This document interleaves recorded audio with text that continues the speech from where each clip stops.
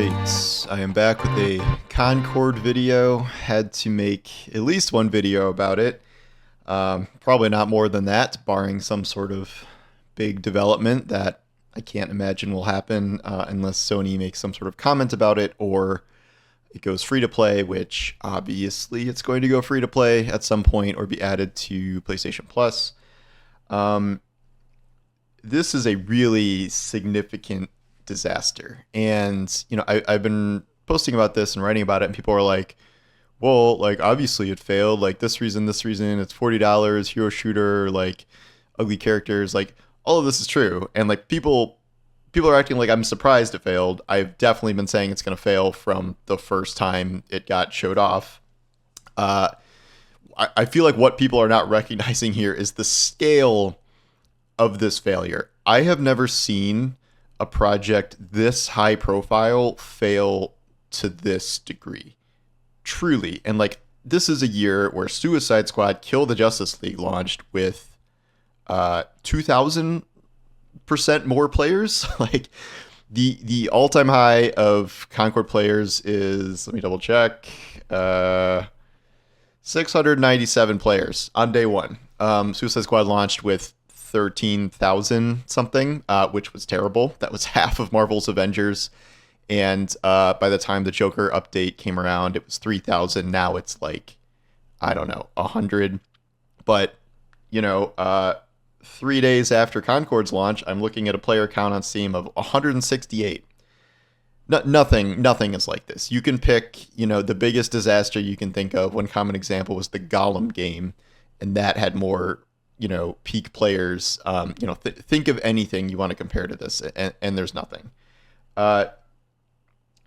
It's in hindsight, like, you can really see how this happened. My question is, what was going on at Sony and Firewalk to like allow this to happen in the first place? I got the impression that debuting the trailer 2 months before launch and then essentially doing no marketing for it sort of was a big indicator about what was coming here. The biggest red flag, the biggest canary in the coal mine, was the fact that they had this open beta, which was free. So that was a free way to test the game really easily, and it had 2,300 players for a free beta. So you knew that the final $40 game was not going to top that on Steam, and it didn't. It is a third of that.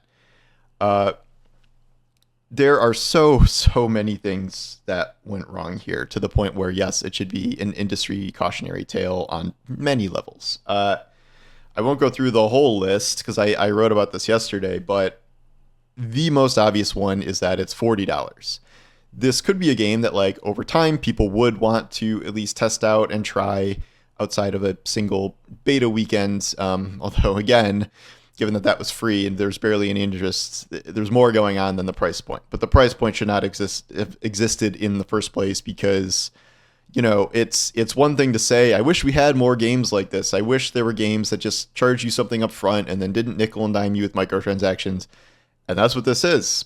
This is that. But in the industry it's competing against, which is all free-to-play content, far and away in the hero shooter space, this is not Helldivers 2, where they did charge $40 and it worked, because that's a completely different type of game that is pretty unique in its own genre there. And Concord is not unique in the genre at all. It has so much competition. It has 8 years in development, which means they started making it right when Overwatch came out, and Overwatch was a hit.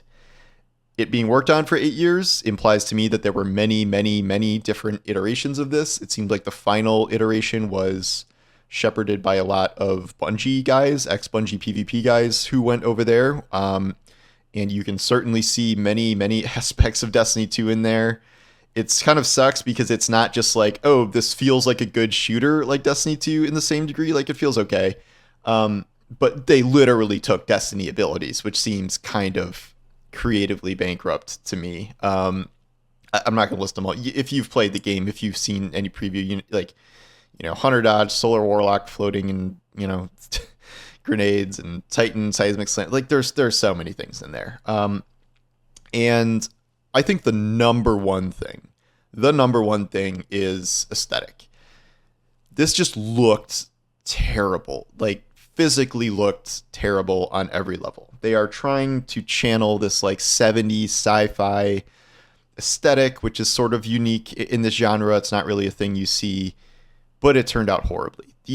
Almost all of these characters look terrible. And people can say, oh, it's this woke diversity and they made, fat people and old people. And it's like, just look at fucking Overwatch. Like, Overwatch has all the same types of like unattractive characters, large characters, old characters, but the aesthetic, the way they're designed, works when in a way that this does not at all. Like, it is so off-putting. Almost all of these designs are very, very bad. And like I've been going through and like you can unlock skins as opposed to paying for them. Like 4 out of 5 are recolors, and then there's like one legendary skin that is fine, sometimes not even better, and that's sort of it. The levels are very unmemorable in terms of aesthetic and design. The UI is ridiculous. There's like giant text on the bottom for like ammo and stuff, and then there's the tiniest ever text possible for the score. Everything about this is aesthetically bad, and then there's just the fact that they have this off-brand Guardians of the Galaxy vibe in a way where it doesn't even make the kind of coherent story or character voice work unique. There was a big gorilla-looking guy who's like literally Drax. He has the exact same voice and mannerisms as Drax. For some reason, they invested super heavily in story stuff here for this hero shooter, where they have all these really elaborate, very expensive, no doubt, motion cap cutscenes. They're going to have new cutscenes every week, I think they said, to develop the story. And they had like 2 pretty long cutscenes at the start. Could not remotely really tell you what plot development those took or really what this game is about, other than like a group of scoundrels and their free gunner ship or whatever. It's Overwatch did this eventually, like kind of with its shorts, but that was sort of like a separate entity. And this is also Blizzard, which has like pretty killer cinematic team, like one of the best in the industry, if not the best, and I would argue better writers for that content. And so it's just an entire, no doubt, expensive facet of the game that like no one was going to care about from the start.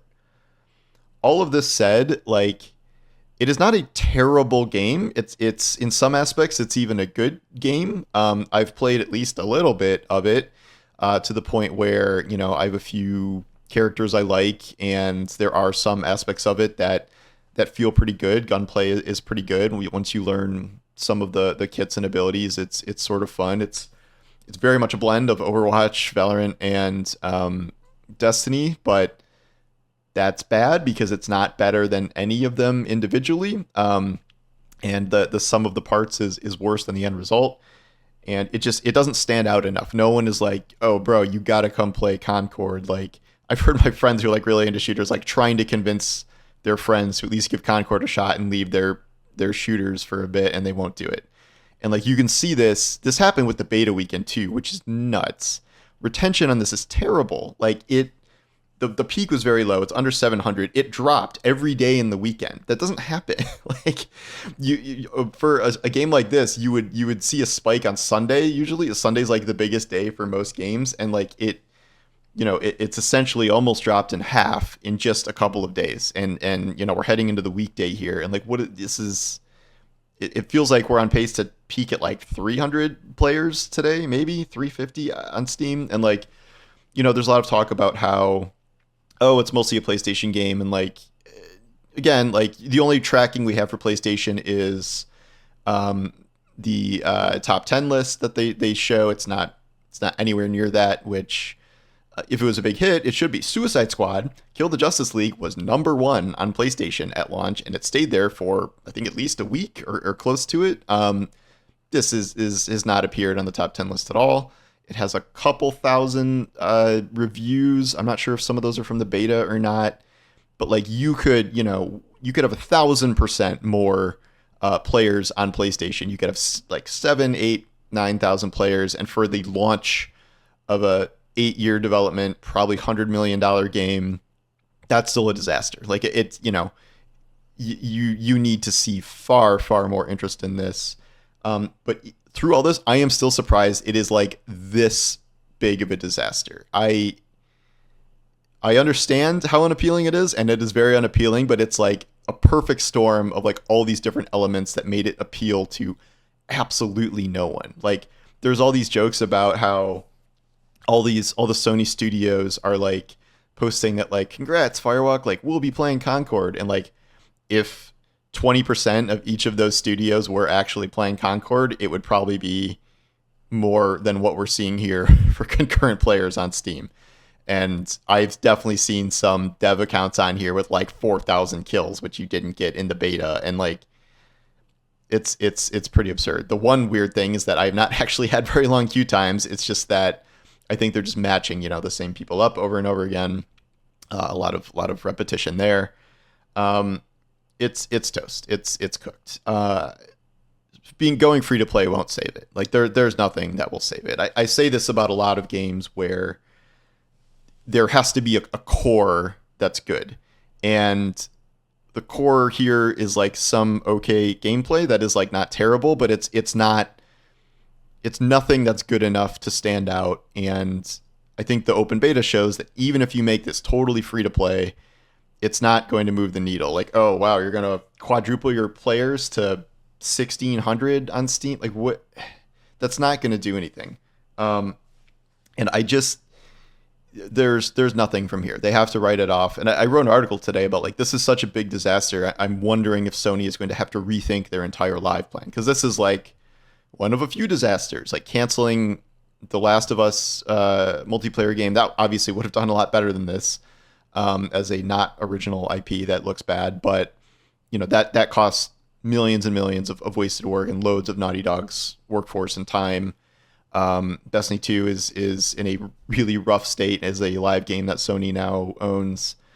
Foam Stars like came and went, and then all these other games in development we've barely heard anything even about them for a number of years. So I don't know what Sony is going to do here going forward, because they invested so much in this idea of a live service push that has produced one big hit. That is Helldivers 2. Obviously, it sold a ton up front. No matter what happens now, you would consider that a hit. But I am very much wondering what that's going to be like, a year from now. Player count has gone very much down. There have been no updates to meaningfully increase the player base, and the player base is getting increasingly frustrated with Arrowhead because of all these nerfs and things that they constantly have to walk back, and they don't really seem to be learning. So even that as an ongoing revenue source is not really going to fit the bill, I don't think. Not to mention, that was a pretty generous game in terms of its microtransactions, where you could earn a ton of stuff just through gameplay, which is great. But if Sony wants games to print money, that's not going to really work for them. That's the other thing about Concord, is if you go free to play, then you have to go back on the whole, like, we're not going to have microtransactions thing. And then they're going to have a lot of microtransactions. They're going to have battle passes and all this stuff. So it reverses the whole idea of what they were trying to do there. And like, if you have to pay for characters now, like, is that going to increase interest in the game? Certainly not. So there's no point talking about, what if they do this or that to reverse Concord. Like, it's unrecoverable. It's a failure on a level where there is a 0% chance it can turn things around. Like, we have the old, what if they pull a No Man's Sky or Cyberpunk? Like, oh, you mean Cyberpunk that launched with 900,000 concurrent players, even though it was broken half the time? Not the same situation. Not the same situation at all. And when I talk about this, like, it's not just like, yes, it failed, here's why, obviously it was going to fail. It's like the scale of this is unlike anything in a generation. I don't even know how long I've seen a game with this much investment fail this hard. And I feel for the team. What a horrible thing to have happen, to spend years of your life, working on something that comes out and it's just no one is playing. Just nobody. That's got to be really shattering and heartbreaking, and like, well, you got paid for the time you worked, I guess, but like I still can't imagine what that feels like. And I do certainly feel for the devs there. I know some devs were like yelling at people and calling them names and stuff, but I will perhaps allow them, even if that's not great, a bit of anger given how this is all playing out here. I mean, I'm done playing. I don't see a reason to keep playing and keep testing it. I don't know if I'm gonna do a full review and a review score and like whatever. I don't care. I'm gonna start playing Star Wars Outlaws soon. There's Destiny content dropping, First Ascending content dropping. Like I don't. It's like Suicide Squad. I'm wasting my time investing in a game that 168 people are playing. Like that's not worth my time as a journalist where I can dictate my own coverage. So I'm not gonna pick that. um, I don't know. I'm not going to say to give it a shot because it's $40, and I'm not going to recommend anyone pay $40 for this because it's not worth $40 just to test this out to see if it's your thing. Maybe when it's free to play, there's no reason not to test it out, but that, who knows how many months away that is? 3 months, 6 months. They're going to have to do it soon. I don't see a way they can't, or this is going to start peaking at like 13 players a night pretty soon here. Anyway, that's my video thoughts on Concord. Probably the last I'll do, and I'll move on to other things and Destiny stuff tomorrow and whatever. But yeah, I'd say let me know what you think about it in the comments, but I'm guessing almost no one has played it. So yeah, thanks for watching, and I'll talk to you soon. Take care.